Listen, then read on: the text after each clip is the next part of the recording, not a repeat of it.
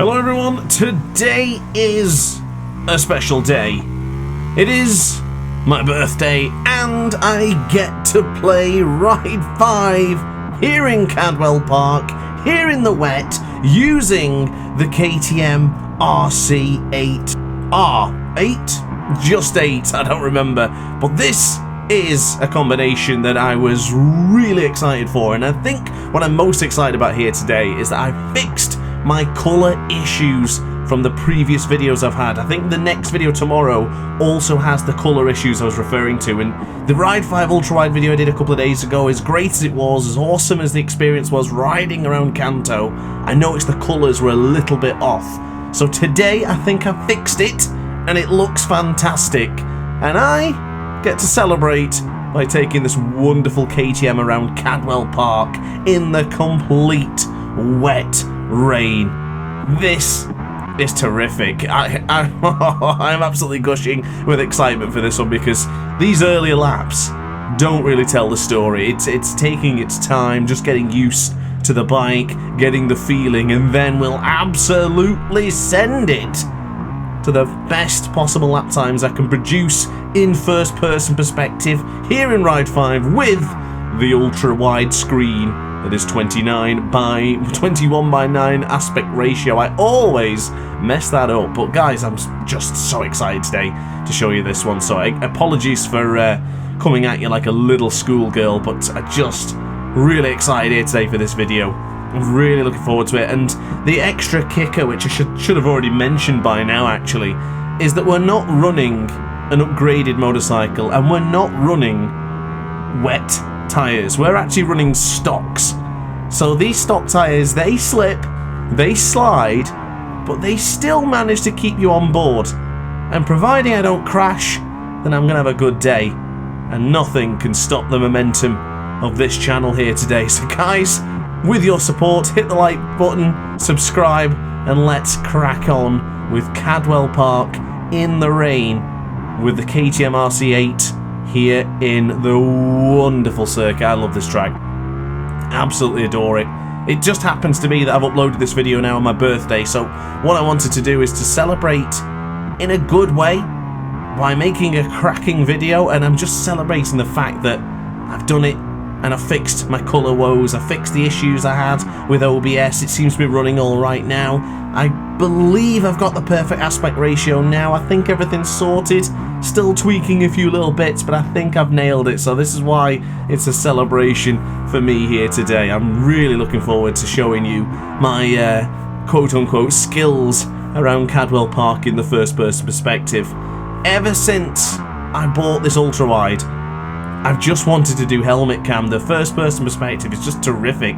It's so damn good. I did a full video a few days ago, about 30 minutes long, of just full non-stop helmet cam gameplay.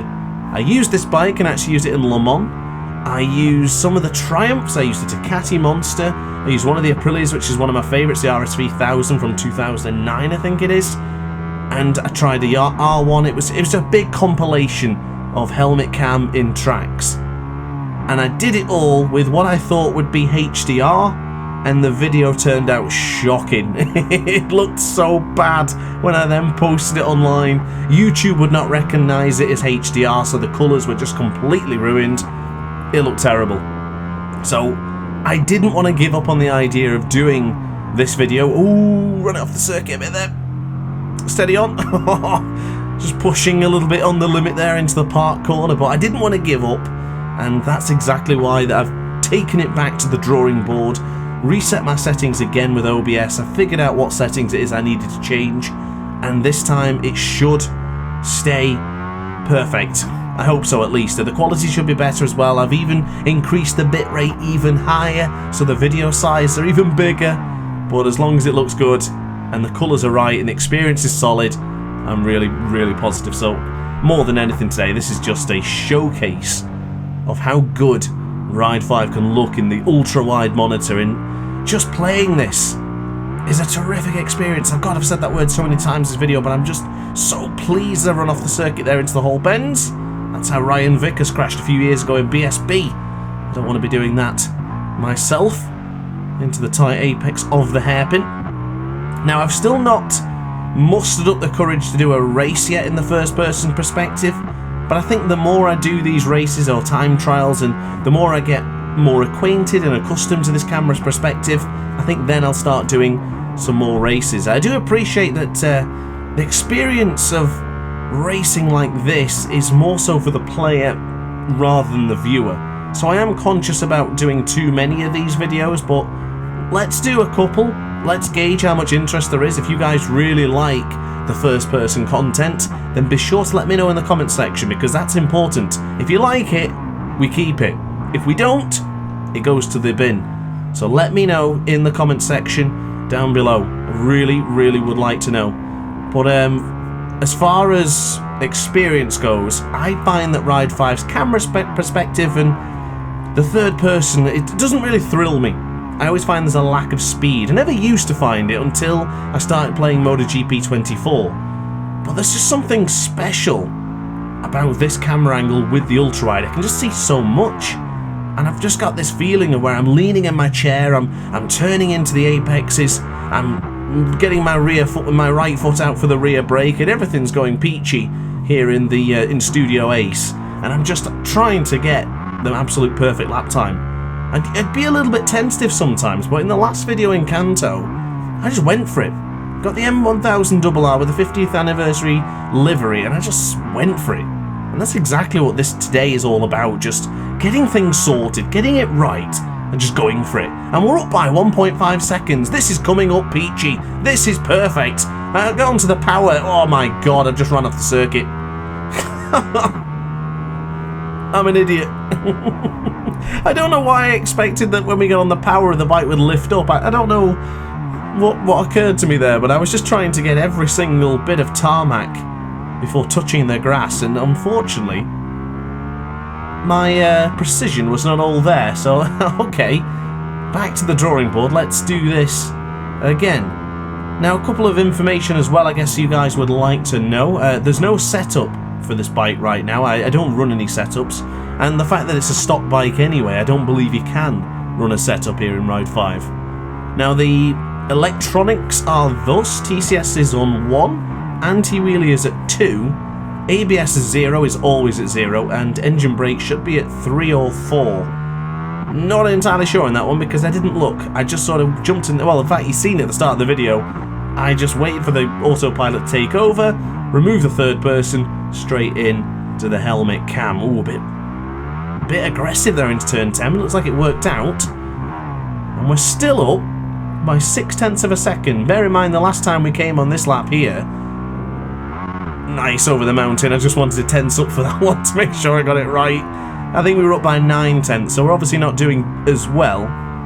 But it's definitely going to be a better lap time than 140.9. I can't see why we can't be in the 39s comfortably by the time we conclude today's video. So on to the... Ooh, what am I doing? Just getting on the power too early, turning in. It's costing me time, and it certainly has. 0.9 of a second is what we improved by, but we are missing that vital increment of second that I'm desperately to get into. You know, I hate being and having a lap time like that because it's only 0.7 of a second away from a 139, and I cannot rest until I get that. And we're already losing time in the first sector, so that is a little bit of a concern. Now, I do believe this motorcycle is a DLC bike. I remember covering it in the DLC, so if you like this bike and you want to try it, I guess you'll have to buy one of the DLC packs. I don't know what it is off the top of my head. One of the later packs, one of the last ones they did. And I remember being incredibly impressed by this KTM. I remember some people saying it looks hideous because they've got the MotoGP-esque wings from the RC16, but I'll tell you, I think it looks awesome. It's a really beautiful bike. I'll share some screenshots towards the end of the video, and I think it's gorgeous. The carbon fibre livery and the slight accents of the orange, or KTM's orange, where it's a little bit red. It's gorgeous. Really stunning motorcycle. And I think I've missed this about Ride 5, you know. I've missed these different bikes, and different combinations of bikes, leathers, liveries, you name it. Of course, I always have the benefit then of asking Sergio23 to build me a brand new livery design for a bike, and it always comes out wonderfully. So, yeah, I think Ride 5 is definitely going to earn its place in a rotation back again on the DrAce channel. I would love that to happen as well, because I do like Ride 5, I just don't feel it's as good as the other games. I'd rather play MotoGP, I would rather play Superbike 22 with Tyron's mod, but there's still a special place in my heart for the Ride series. Ride 4 was absolutely wonderful, it was brilliant. But Ride 5 seemed a bit ephemeral. It was there, it lasted, but it didn't last forever, and I really thought it would. I remember saying in my review that Ride 5 would be the game that would then never die. Ride 4 owned that title, and I think it still does. There's still a lot of people who add me on Steam per day that play Ride 4, and they even ask me, will I come back to Ride 4? And I think I never will. I don't think I'll be back on Ride 4 ever again, but never say never. Maybe if we got enough interest, maybe you would.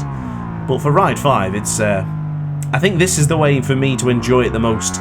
Using the smaller motorcycles like your 600s to your 800s, if not lower, and stock tyres. My biggest gripe with Ride 5, oh, that was good actually over the mountain.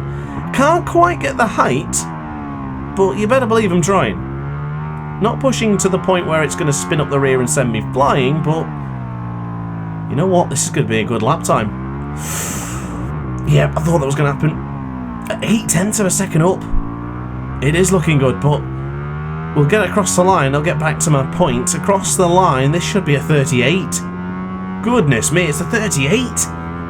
Well, 39s were short-lived, weren't they, ladies and gentlemen? You can really see the momentum building, and this is what I wanted to talk about a moment ago, is about the feeling of the bike, feeling of the controller, the vibration, that sort of experience that can travel through the controller to your fingers. So hard to explain, but the muscle memory that you develop after doing so many laps is evident when you do like this. And this feels terrific. I'm hitting my apexes, I'm looking well into the distance for my next corner, and this just feels good. But my biggest gripe basically with Ride 5 is I find that the bikes with slick tyres, especially the bigger ones, you just get no feedback whatsoever in the controller. There's no information travelling to your fingers, and I find that incredibly annoying. I tend to crash a lot, which I don't usually do, and it annoys me. But when I play with these smaller bikes, like in this situation, the vibration is strong. The stock tyres are bouncing around in my fingers and thumbs right now, and it feels brilliant. Responsive and detailed. Where in MotoGP 24 you get that regardless of condition. If it's wet, dry, no matter what type bike or whatever you're using, it feels good. But in Ride 5 I find that's few and far between. But if the key is to use stock tyres, then sign me up. If I can get that feeling, get that experience again in my fingers, then I'll happy to use stock tyres from now on. Now, I was going to call it quits at lap 10, but I'm a little bit worried that we might not improve the lap time, and I would really like to end on a positive here. Dropped back into the 39s again, which is okay, I guess, and that's deep. It's probably not going to reach a 137, but if we can improve, I'd be very happy. I would end the birthday in happiness. And in fact, my birthday doesn't really start this weekend because I'm going to be busy at Emra in Mallory Park. We've got I'm doing the commentary there for round 5, I think it is. Oh no, I can't believe it. I've messed it up. Well, we're not ending on lap 10 then. I'm not ending this on an invalid lap. That would be disgusting. Oh, that's shocking. I can't believe I've done this. I got sidetracked with Emra. but basically, yeah, I think it's round 5. We're going to be at Mallory Park again, and I'll be doing the commentary there. So if you are going to be there at the weekend, come and say hello. And yeah, I'm going to vlog it for the first time. I say I'm going to vlog it, and I hope I do. But I know when I get there and I start getting busy, sometimes I can forget about doing it. But I'm going to try. I've got my my gimbal charged, and I aim to carry it around with me everywhere I go so I can record it and show you guys what happens at a typical race weekend at Mallory Park. So yeah, hold me to that one. If you've asked me about it and I've said, yeah, it's coming soon, it doesn't, then tell me again. Slap me on the wrist if you have to. I'll make sure we get that content. We get the vlog done for Mallory Park. So this should be then, I hope, the ultimate lap. If not, did I just invalidate the next lap as well? No, I didn't. We're alright. Let's do it then. Come on, guys. Let's give it everything we've got. It's 14 degrees here in Cadwell Park. I wish it was at home. Right now I'm sweltering in like 27-degree heat. I hate this weather. I'd rather be in Cadwell right now with all this wonderful rain. I'm very much a wet weather rider. I like that. So anyway, onto the left-hand side. We're going to prepare for the park corner this time. Go at the first braking marker. Don't have to hit the brakes all the way. Let it gradually glide into turn 4, which it has done. And now again on the right. This is the Chris curve, of course. So you've navigated one part. That was the easy bit. Now it's a tough bit. Lean it in, turn. Oh, don't curb it! I knew I would. Everyone's biggest nightmare coming out of the gooseneck. And now onto the power out of the Mansfield corner. Back onto the brakes. Keep it in tight. Hit the apex. Hit the next apex. Ooh, what's it going to be? Come on, give me a green. Give me a green. Oh! Off by 1,000th. Come on. Keep it together, Matt. Onto the power. Come on. Got to get this right now. Remember, brake a little bit and brake again a bit. Oh, the front wants to wash when I brake on this bike, though. This is good. Oh, my God. That was Glen Irwin-esque. Now onto the brakes again. Oh, we lost time. Maybe it's not going to be a good lap after all. Oh, I can't end like this, can I? This video's never going to end. I'm going to go again. We did make a mistake into this corner last time, didn't we? So what's it like now that we don't make that mistake? Jesus Christ, the front went... Oh, this is not so simple after all. I'm absolutely pushing it now. Got out of Charlie's. It felt pretty good, though. Still losing time. Onto the brakes. Don't slide on me. Oh, that's stunning. That's a gorgeous apex. My goodness. I'm a full lean angle in my Doom Eternal chair. Keep leaning. Come on. Turn. No, I turned too early. Oh, come on. Come on, keep it together.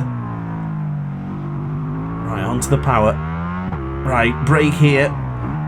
Quick mention, I remember saying in a guide that to brake at the shadow there, and I remember a comment saying, what do you do? Oh my God, we're up. It said, what do you do if the shadow's not there? And I said, well, brake at the same spot. And that's prime example. I braked exactly where I showed you in that guide. If you want to take a look, you'll see it. Jesus Christ, this feels solid. I think we're gonna get it. Come on, lad. Quick upshift a second, so I don't want to spin the rear. What? We found 0.6 of a second. Oh, it's beautiful.